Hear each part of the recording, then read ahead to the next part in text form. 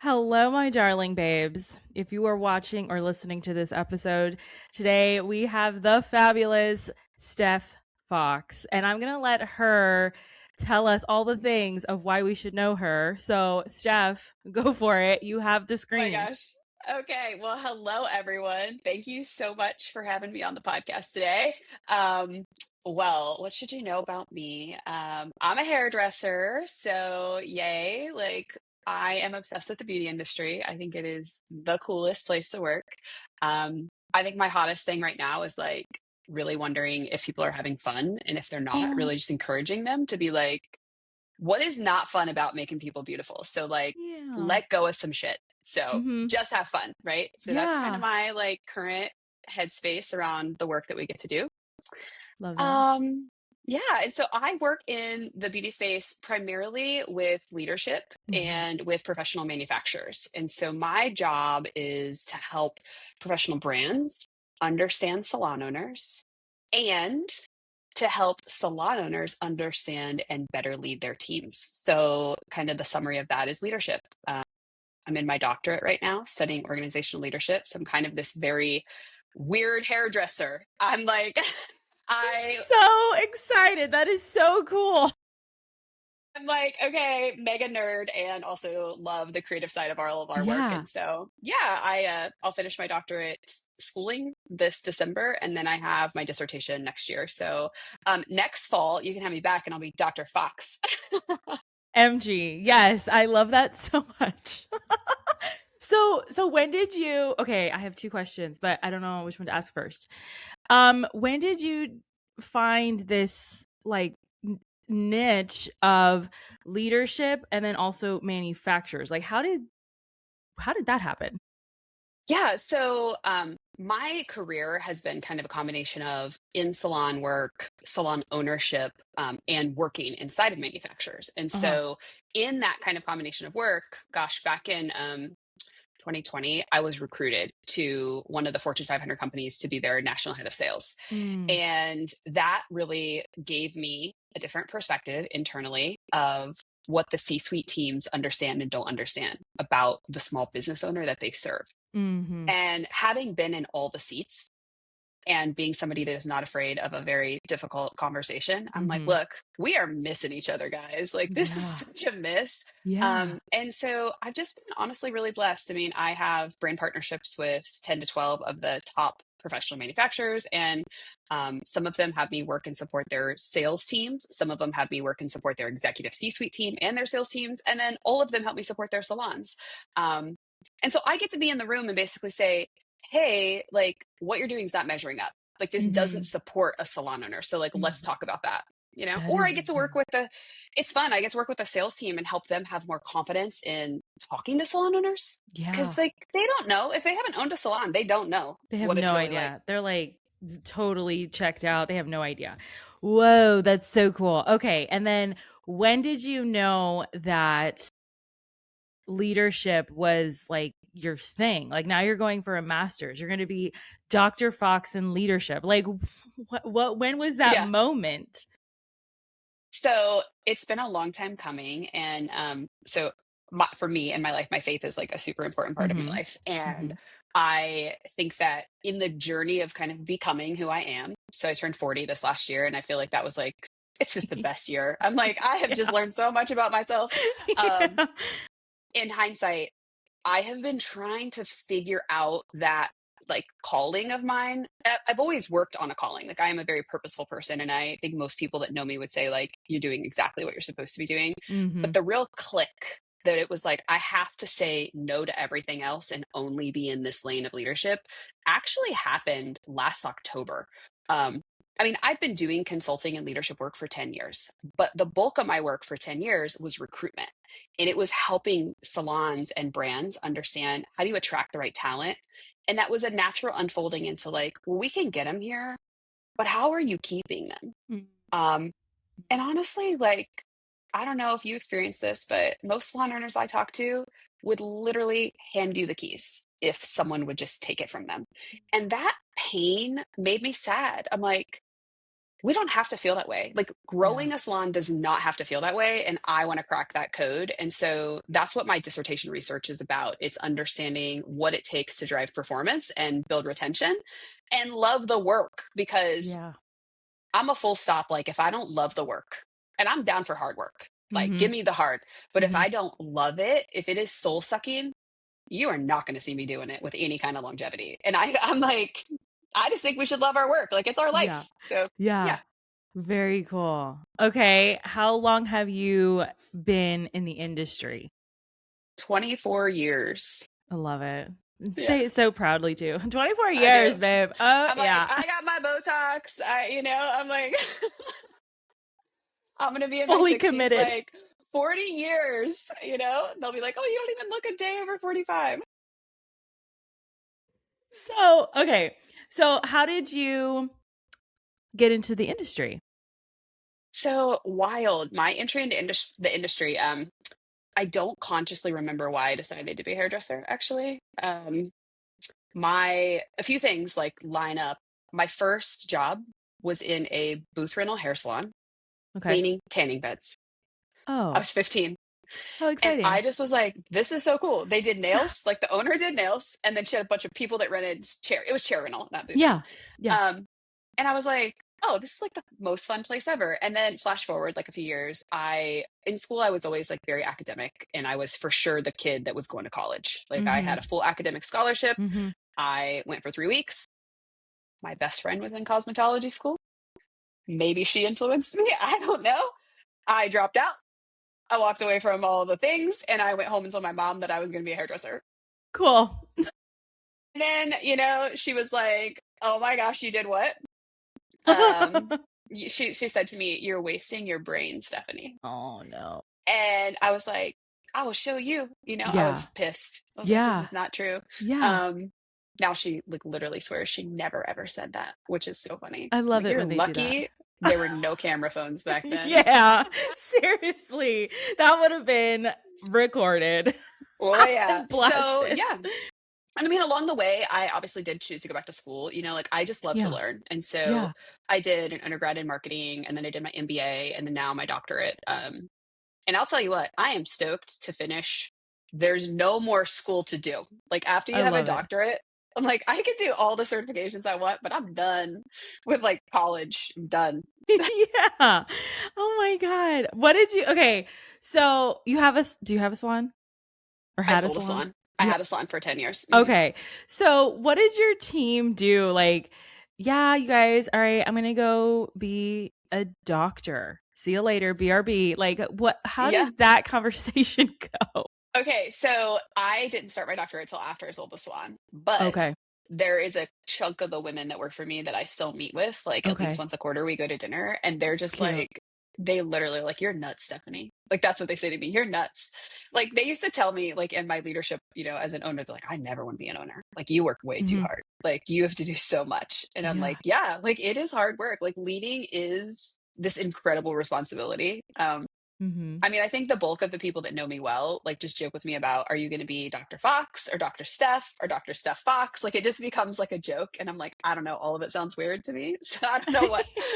So everybody's, they're proud, they're excited, they That's think it's cool. a little crazy. But I think probably the people that know me well, they're not surprised that I chose this path because I'm just kind of wired like that. So, when you sold your salon, Hmm. did you have some of your team feel like they sold that you sold them out? Oh yeah, it was Yeah. heartbreaking. The person that worked for me the longest, like from day one, basically of Mm. opening, like she said like the kindest thing to me, which was, "I'm so glad what you had to say was you sold the salon and not that you're moving because I can still see you." Oh, And I was like, "Oh my gosh," they're so Um, cute. the people that actually felt like I kind of sold them out, so to speak, Mhm. were essentially anybody that had been hired in the first or like the prior year. Mm. They were like, "We came here because of you." Mm. And that was hard to hear. I was like, Yeah. "Oh gosh," right? Like just stab me in the heart. Yeah. But it was like they felt like, wow, like you left us. Like Mhm. we picked this place because of you. Because I mean, the reason I've spent 10 years helping so many salons recruit is because I'm a really good recruiter. So like I had a great team. Um, and I can sell a dream because I can help someone make a dream happen. And that was hard. And I mean, Mm-hmm. I went on to coach many of them once they moved on, like a lot of them left the salon and called me and like, can you help me, Steph? I'm like, of course. What do you need? Let's Mm-hmm. figure it out. Mm-hmm. What would you tell, the industry is really going into that shift of salon suite owners, you know, it's always been the commission and the booth or chair rent, and then now it's the suite ownership. What do you tell those stylists going into the suites on how to be successful? Right? Like I personally believe there's a place for everyone. Every single one of those is necessary in their own right. But what do you tell them that they go into the suite and they're like, I'm a business owner, and like what do you tell them? Yeah, so I'm with you. I think there's a place in our industry for everybody. I Mm-hmm. mean, I'm an entrepreneur, so I can respect like a desire to work for yourself. I would say like two things. First, get your head right because it is not an easy journey. Mm-hmm. Like solo business ownership period Mm-hmm. has incredible highs and lows. Mm-hmm. And so you have got to have a solid mindset to walk you through the lows and the valleys, or you're going to want to quit. And I think the second thing I would say about that is build a community around you because going off on your own and thinking you're going to go be a business owner and it's going to be this great thing. And then one day you look around and you're like, I have no one to actually like feel inspired by or to talk about things or to celebrate. Like it's an isolating. And then the second something shows up in life and life is lifing, and now it's like work feels harder. Like it's not the easier path. Like despite what people think, where it's like, oh, I have all the freedom, I can make all the money. Like it's not true. So like get your head right and find a community, or it's not going to be very fulfilling, and it's probably not going to be very financially lucrative either. Mm-hmm. What has been your biggest failure Mm, this far, and how did you overcome it? And it could be personal or professional. that's a really great question. Okay, I'm going to go the personal route. Okay. So I have always been very ambitious since I was young. Like I Love graduated it. early from high school. I was like, go, right?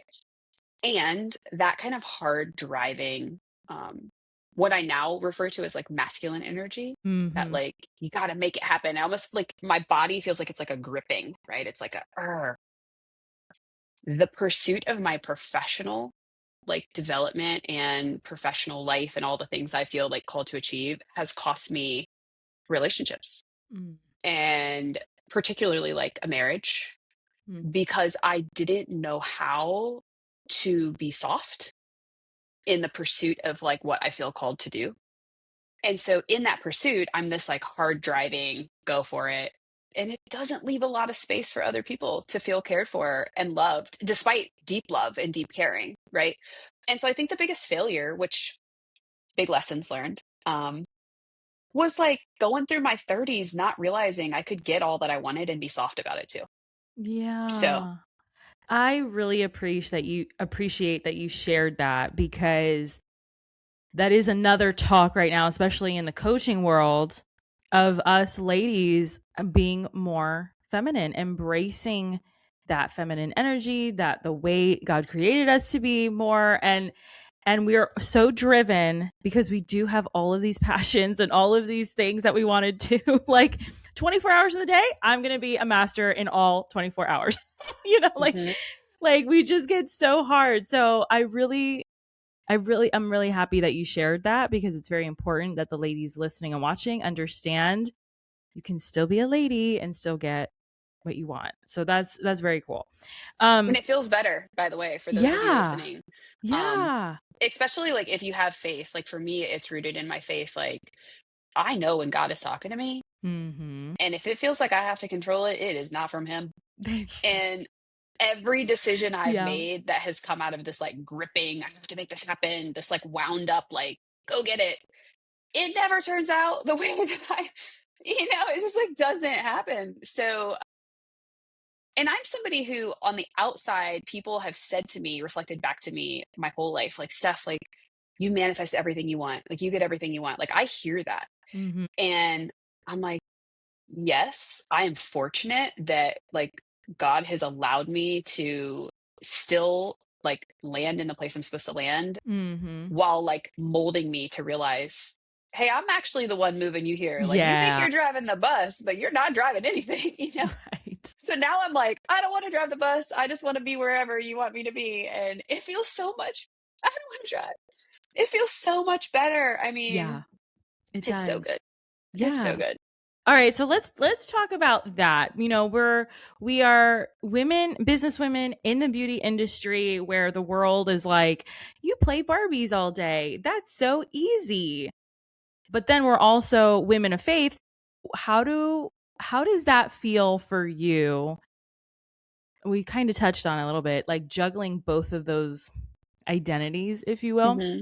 Hmm. in such a fast-paced business mindset, but very like trendy place, you know? Yeah.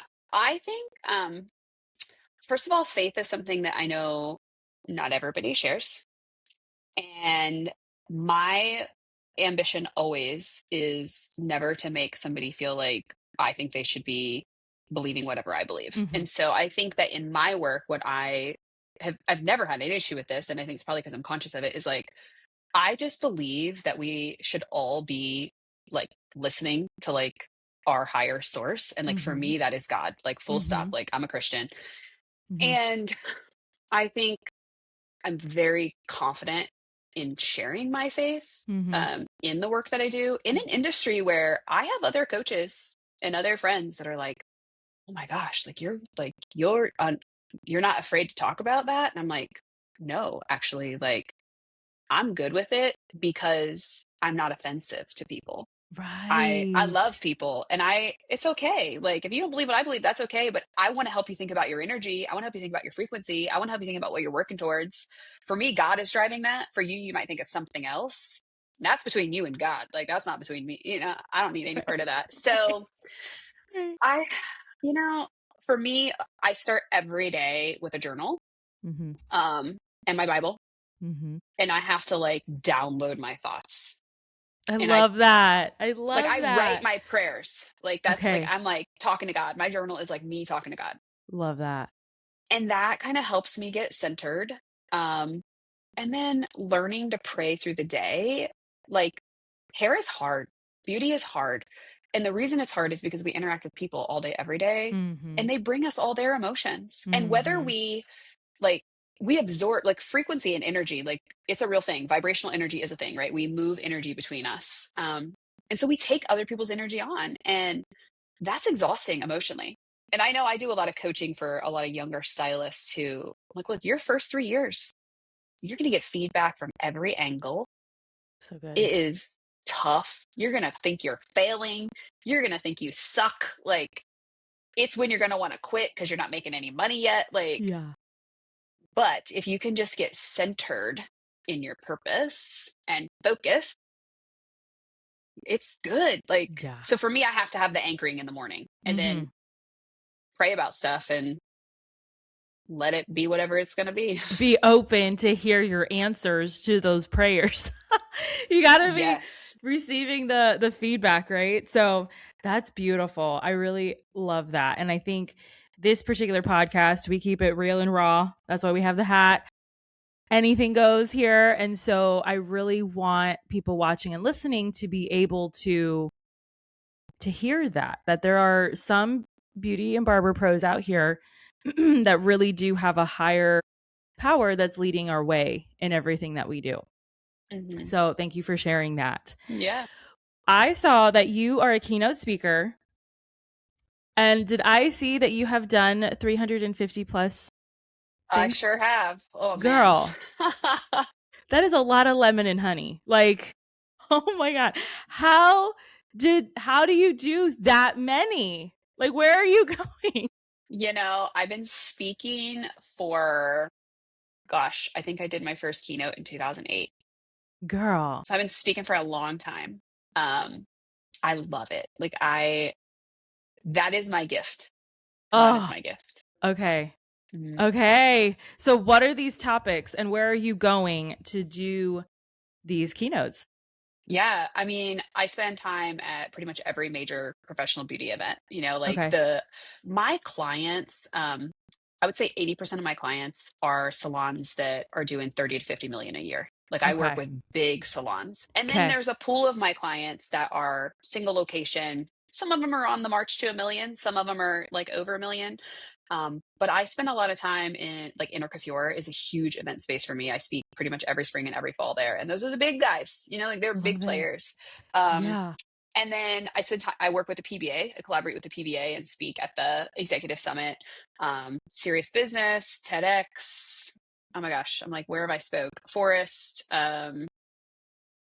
So many That's places. Like the great. list is endless. I'm like, where have I not spoke actually at this point? That's Like, cool. yeah. That And is I just very love it. cool. And I talk about Yeah. all different things. I mean, I think my work when I first started doing keynotes was a lot about generations in the workforce. And this is back like when there was a book called Not Everybody Gets a Trophy. I don't know if you ever read that book. It was like about Gen Y before we started Okay. calling them like millennials. It was like before we Mhm. shifted verbiage. And so it was like, I've always sought to help people understand other people. Like I want both sides. Like I'm a good middle grounder. Like I can empathize here, I can empathize here. A lot of leadership development. I talk a lot about frequency and like the energy you bring. And of course, like just goals, visions, purpose. Like I'm a motivational speaker, but a teacher too. Like I definitely Yeah. teach. Mhm. Yes, 100. Okay, um what has been your favorite insult that you have ever gotten that is like your driver at this point? Oh man. Well, that one came to mind that is not my driver, but it made me laugh really hard. Okay. Another coach in the industry came up to me at an event last year and she like looked at me and she goes, "Wow, you're so much prettier in person." Bro. It's like, okay. Thanks, I I don't even guess. know. I don't even know what to say to you, but like, okay. So that was funny. It still makes me laugh when I think about it. And then she said it again. She saw me later and we were in Vegas at a big hotel. She saw me later and she said the same thing. And I was like, okay, thank you. I'm um, so happy to exceed your expectations. That's yeah, I'm great. like, wow, I don't know what you're saying about my photos, but That's gosh, the great. greatest insult. It's probably when people say to me like, "Oh, you're so direct." I'm Hmm. like, I am. And Hmm. in my like growth in like more feminine space, like I'm learning how to be direct and soft because I for sure have been direct and sharp in my past. Um, leadership learnings. Yep. But yeah, I think it's interesting when people give me that feedback. They're like, you're so direct. Or they also will say, like, you're so passionate. Now that I take like a high compliment. I'm like, yes, I am very Right. passionate. Right. But I hear those too. You're Okay, direct and you're where are you passionate. from? Are you in Tech? Where are you from? I'm in Ohio. Ohio. Why did I think Yeah. Texas? I don't know why. I Okay, mean, so direct Ohio. I guess Ohio's a northern state, right? it is. Yeah. Okay, so that's interesting. Yeah. That's very I think it's interesting. because I'm not afraid of having hard conversations. Like I'm the Yeah. person that will say what needs to be said. Um, there's a funny, it's called the Saboteur Assessment. Check it out. It's super fun. It was Yeah. done by a Stanford researcher and it helps you identify the places you self sabotage. So I take this assessment and I'm like a nerd for assessments, right? Like, give me all the self Steph, awareness. You Steph, you too? can give me all the links. Okay. It's been a hot minute, so I need to like reevaluate. You can send me all of them. Okay. Okay. Okay, continue. Saboteur. So I'm Okay. taking this assessment, and then I'm the friend that's like, everybody has to take this. Like, I want to know, like, all Yeah. about you, right? Yes. And Yes. my girlfriends, like, in my day to day life who are not in beauty, are kind of like, okay, here we go, stuff like you and your goals, I'm like, take this assessment. So we're sitting on my back. I have like a big pergola. We're sitting back there, and they're all reading their results, and they're like, oh, my number one is a people pleaser, or my number two, and I'm scrolling. I'm like, where is people pleaser? Like, it's not even on. It didn't even register. Like it did not, and it's one of the saboteurs. I scored so low, it wasn't on my results. And they're like, that tracks. Like that That's tracks. that's oh man. Yeah. Yeah. Yeah. Well, the last time I took a personality, one of those kinds of quizzes, I really thought I was going to be an extrovert because of all the things that I'm always doing, right? All these Mhm. multi passions. I'm an introvert. And I said, what? This must be wrong. And I took it again. I took it maybe like 3 times and I did like the average number. Oh my I'm an gosh. introvert. I'm an Yeah. introvert. And it's like, what? So that's really interesting. I love that. I'm And an I, introvert also. So I think it's interesting. Like people see like people like you and I, like, yeah. okay, we podcast, we're out in the world, we're like Yeah. loud and bold Yeah. and but like I'm my natural being is like I gotta refuel and like be in Mhm. my space and be in my journal and like do my art. Like Yeah. I need quiet. Yeah, I need it. Like I get energized with people and events and all those speaking and hair shows and all that stuff. But then I need to recharge for like 2 weeks, like just total silence. Yeah, for sure. I'm the So, same. Hmm. all right. So, with all of these things and all these personal development stuff, like where do you see the industry going? Cuz you're with Yeah. the big guys. So, Yeah. what's going on in their corner? I mean, I think from a business perspective right now, there's two big challenges that salons are facing. One is retail. Mm. It is a revenue stream that is down. It's down across the board in the professional channels. It's not down in the consumer channels. So same brands in Ulta, Sephora, Amazon up, those brands and salons down. So there's just this huge opportunity to, I think, level up. I think technology is going to play a part in it. How salons can properly nurture a lead. So, my belief is fully belief. I don't have any facts on this, but I think that the increase in price over the last 6 years of the service and then the manufacturer's increasing price of products, I think day of feels like way too big of a thing to bite off for most consumers. So they're not buying day of. And then they do not come back into the salon between services. So they're not buying in the salon. They're buying when they're out and about, running to Target, popping in the Ulta that's next door to it. Like that's when they're buying. And so we need a bridge to that. Like we have to fix that. Because I do believe professional beauty should be the primary channel for those products. I believe that wholeheartedly. Like we're the experts in that. So I think that's a Yeah. big area that we're moving in a new direction. Mhm. Um, and then a lot of salons were terrified when they returned in 2020 by what their workforce kind of demanded or what Mhm. felt like demands. Mhm. And they gave in to a lot of things out of fear. And now I have been preaching for since 2017 about the need to evolve the way we operate the business model to meet the people. Like I'm a full, we have to evolve. But what we did was we threw our hands up and said, I'm not going to really coach people because I'm afraid they're going to quit if I do. And the fact is, people want to grow. Like we have data, I have data that supports that. So I think that we have a major opportunity to revisit how we coach and support service providers on their journey, not by making it about the numbers, like not here's your KPIs, you're not selling enough retail. Like that's not coaching. So I think the ability to become a performance coach as a business owner in salons is critical Mhm. to driving a high performing team, to growing your business, to making people want to stay and be in your business. And the risk at play right now is going back to your current team and saying things like, well, we used to do this and we got to get back to it because, we're just kind of, we're falling behind or we're not doing enough. Because if I've been working my butt off for the last 6 years and you come to me and basically tell me like, you got to start doing this thing that we used to do because you're kind of not good enough now. I am not going to like that, right? It's not going to Right. sit well with me as a service Right. provider. And so there's a risk in the way it's delivered. There's a risk in the way that people are brought into it. And I think it's an invitation. I mean, my advice to anybody listening, if you have a team that you're like, man, I really wish I was coaching my team. Number one, like learn how to be a really great coach. But number two, just invite people and whoever wants to come along for the coaching, start there. Don't force Mm. people into stuff. Like go where the energy is. Like where do people want the help? And then people will Yeah. come along. Like they will go, oh wow, why is she growing so much? Like sign me up. Yeah. Yeah. Okay, so wait, how does that look like a staff meeting and we're like, okay guys, we're going to start a coaching program. If you are interested, come on, let's do it. Like, or is it more like, where do you guys feel is your weak spots? Like, let's talk about, like, let's start there, let's have a one-on-one, that kind of thing. Yeah. So this is the way I would position it. So Mm-hmm. I'll get my own selfish plug. So I run a program called the Leadership Lab, and what we teach is how you show up, how you take care of yourself as a leader, show up, and how you coach, right? Like this is the bulk of it. So what I teach people that come through the lab is I say, listen, you just educated yourself on how to be a better leader. So go back to your team. You can do this one-on-one, or you can do it whole team. That's going to be culturally dependent.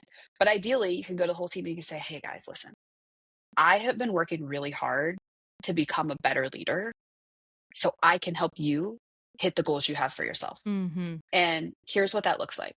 If you wanted to get better at the gym, you might hire a personal trainer because they know better how to lift and what to eat. Right. If you wanted to be better with your finances, you might find a financial advisor that could coach you. If you needed, emotional support, you might go to a therapist. Like, here's what I want to do.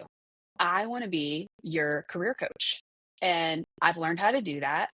And I just want to open the door to say, if any of you are thinking about something you want to earn more in, a service you want to be better at, something you just want some confidence in, Mm-hmm. like I would love to set up some time and talk about it and make sure I can bring you the resources. And if I don't have the knowledge, like my job is to close the gap with you. So I'm going to find it for you. So who wants to like be my beta test? Like who's on board Yeah. for let's take 90 days. And if you think it sucks and you think I suck as a coach, you can be like, Steph, I don't want to meet with you every month anymore. Like I'm done with Yeah. this, Yeah. or if the season shows up and it's busy and this doesn't feel right, then just be like, hey, I got to skip this month. Like it's really okay. But my whole goal as your leader, I'm supposed to help you grow. Yeah. So that's why you're here. If I'm not helping you grow, you should go work for yourself, actually. Yeah. Like, go That's grow good. yourself. That's So good. I love that. then you just let people say, oh, that sounds interesting. And then they're going to ask questions. Well, what does that mean? And well, you know what? We could meet once a month. And like, let's just first start with like, what's the goal? And I can help you figure that out if you're overwhelmed when I ask that question, because you might Mm. be. You might be like, I don't know. Like, what is the goal? you Mm-hmm. know, I can Mm-hmm. math it out for you. I can get you down to the exact thing. If you did this, the outcome would show up, And I think for me, with my team, the reason why I had such a successful salon and why my team still calls me to this day for help is because I could say, what's the thing you're going after? Let's get it down to like the dollars and cents, and then let's get it to the behavior. Yeah. Because I can tell you all day long to go sell retail, but if Mm-hmm. what you actually suck at is the first part of the consultation where you say, hey, what do you really love about your hair? What do you not Yeah. love? Like, what's the hardest styling thing? If you skip all that and then you go to sell at the end, you feel awkward. And that's why you stop yourself, because you have Yeah. nothing to say. So it's Yeah. behaviors. So that would be Yeah. my advice to people is like launch it as an invitation. You might get one person. I don't care. Start there. Start. That's beautiful. Just do it. It's better to done than perfect. Just do it. I love. And then go Okay. arm in arm with them. Like literally Mm-hmm. go beside them. Like, look, I got you. Like high Mm-hmm. five them, celebrate them, pay attention. I mean, gosh, I think the problem we're facing in beauty with burnout is so real at an Mm-hmm. owner and leader level. And it's the thing, like you see all these coaches that are kind of promoting work like less in your salon, basically, right? Let your salon run without you, and like Uh-huh. live afar. Like Uh-huh. that is such a narrative. And I'm telling you what, you guys, there is not a single amount of evidence and support and research that says that works. It Oh. doesn't work. It doesn't work. And I can tell you from salons I work with, friends that Mm-hmm. own salons that have Mm-hmm. done that, that have tanked a business and had to rebuild, like Mm-hmm. we are relational. Yeah. And so if you don't have a hard, amazing second hand you can bring in, then you got to be there. You Thank got to you. be there. I personally, that has been a personal belief of mine. And I'm thinking, well, maybe there's something that I just don't know. Maybe I just don't know. So maybe I should like take a couple more days off, like from the salon and like have office hours or whatever. But okay, they can do it. But I have actually experienced that it does not work. Like you need to be there. We are leaders so that we can serve. So I'm really refreshed and happy that you just said that, because it's like, yeah, hello. Okay. And if that part feels hard, like if Yeah. you're an owner who's like, man, I don't really want to be here, Mm-hmm. that is your work right now. You have to Yeah. fix that, because if that feels overwhelming, too much energy outpour, like if it just feels like I hate this, I'm Mm-hmm. unhappy, I'm overwhelmed, your team knows that too. Whether your Mm-hmm. words say it or not, they know. So like that is your work. And we kind of get in this tailspin of like, I feel that way. I'm going to get sucked into like the story that I could be out of a business more. Mm-hmm. I'm going to fall for that. And then I'm going to lose my staff. And then I'm going to hate the business even more. And now I got to go in harder and I got to rebuild and I'm defeated and I don't want to do it. And so I'm just going to shut it down. I mean, I see that All the more than time. I care to admit. Yeah. When in fact, if you actually just said, what would it take for me to love leading? Mm. What would it take for me to recognize the privilege that is growing other people? Yeah. Right? What would it take for me to feel like I'm so proud of doing this work? I want to do this work. Like, I want to grow these people and get in and do it. Like it's a totally different feeling when you love it like that. Mm-hmm. And I'm telling you what, where you put good energy, you get growth. It's So if true. if you don't focus good on your people aren't going to do good for you.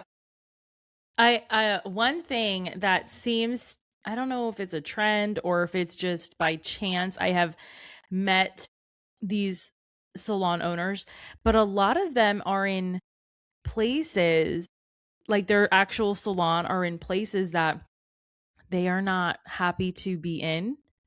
So like I've met some salon owners who are like very much city kind of folk, and their salon is very much not in what they are, if that makes sense, whether it's like Hmm. a farmland or a fishing town or whatever, whatever. Like they just don't fit, and it's very hard for them to love the people, I think, that are there, Hmm. because they are not the same, if that makes sense. And I feel like that's a big factor. Like you have to love the community that you're in, where the people that you are surrounding, so you can do all these things that you're talking about right now. Would you Yeah, say that that's fair? I think that's totally fair. I'm a like full believer that like if I don't really like you, I can't lead you. Like I can't. I'm not going to serve you well, right? Like if I Yeah. don't We're like not we you, don't fit. we don't fit. And I think the other risk is like it's easy to romanticize the Mm. life you don't have. Oh, But yeah. like let's say I own a like rural salon and I was really wishing I was in the city. Your city salon is going to have the same problems. Mm. Like so don't Okay. romanticize, like don't get stuck there. Put your energy with the thing that you have and either grow it and sell it, shut it down, whatever, like make a Yeah. choice. Yeah. Do Like be in or something. out. Like be Yeah. in or out because that spinning, nobody likes that. And you're going to turn your staff and then you're really going to hate it because now you're Mhm. starting over again. And it's like, Yeah. that sucks. That's rough. It's rough. It's rough. I know a couple people in Pennsylvania and then here in Florida, and it's like, I don't know. Okay. What has been your biggest lesson that you have learned being in the industry, becoming a doctor, that you wish these CEOs and the mailman and these lawyers and doctors, like, what is the lesson you have learned that you wish they would understand, that they would get Like about beauty professionals. about life, about professionals, about anything? I mean, I think I'm going to quote a mentor and friend of mine, Frank Westerbeek, who owns Gadabout Salons in Tucson. Mm-hmm. It's about people. Like, love your people all the time, every time. People first. Like, and Mm. I think when we live our life and we walk that way, sometimes it's hard in business. You got to make a Yeah. decision that's more supportive of the people. And like operationally, it's not the right choice, but Yeah. it's the right choice for the person. And I think when you serve people, you win every time. I love that. Again, servant's heart. Yeah. You got to have a servant's heart. Yeah. You spoke about the leadership lab, but what other options are there for people listening and watching who want to get in contact with you, want to work with you? How do they go about that? Where do they go? We're going to have all the links in the show notes, but what can you tell them? Yeah. So Instagram is always my favorite place to connect. So you'll have the show link there, but it's Steph with an F_Fox. And then I also have a podcast. So that's on Spotify and YouTube. And the Leader Lab is the primary program that I love to run. I have learned over time that I can certainly coach, and I do a lot of coaching, but if you don't have the foundational knowledge, Mm, you can't execute. And so, really, like, if you want to work with me, we start in the Leader Lab and then we move through like programming after that. That's like coaching and supporting in the mm, implementation. Cause like cool. I'm a change driver, so I'm not the coach that's like, let's just have a call every month and like talk about what feels hard. That's not who I am. And I'm not going to do that and waste your money or my time. Um, I'm going to get you into what's actually in your way. And we're going to talk Yeah. about how you fix that. And then I'm going to Yeah. hold you to the fire of making the fix because I like to see growth for people. That is my job as a leader. And it's why the top brands, in the industry pick me because, I can Get have a it done. You conversation. get the shit done. Yeah, Let's I'm go. like, we're doing it, right? Like, one of my clients who's in Atlanta, who's got nine salons down there. They're like, we did a tour. They wanted like recruitment feedback, and they had me be like the role model. And so this was Van Michael salons, and I can tell the story because he knows the story, and his son Lucas knows the story. Um, they're like, what's your thought? What's your feedback from our like tour? And I'm like, well, how honest do you want me to be with you right now? I love it. And that's why they picked me, because I'm Yeah. like, I'm going to tell you exactly what's not working, and in their case, what wasn't working was they have a long education program that feels Mm, really important to them. And they were underselling it because every time somebody asked about it, they were like, well, it's like, it's this long. And because they were nervous, they knew people yeah. didn't want that. Yeah. And so the shift we made that changed everything for them in recruiting is like, when someone asks you, how long is your training program? You just look at them and say, well, how good do you want to be? Mm-hmm. Because we build the best hairdressers in the world, and we know Yeah. exactly what it takes to do that. And it's 3 Yeah. years. And when you come out of that program, you're going to be better than anybody you graduated from school with. So how good Mm-hmm. do you want to be? And that's the flip, right? And so like I Yeah. can say that to Van Council, and he's like, okay, Steph, but I'm okay to say that because I want Yeah. people to grow. So yeah, Yeah. Leader Lab, Instagram, Spotify, I'm on Yeah. YouTube.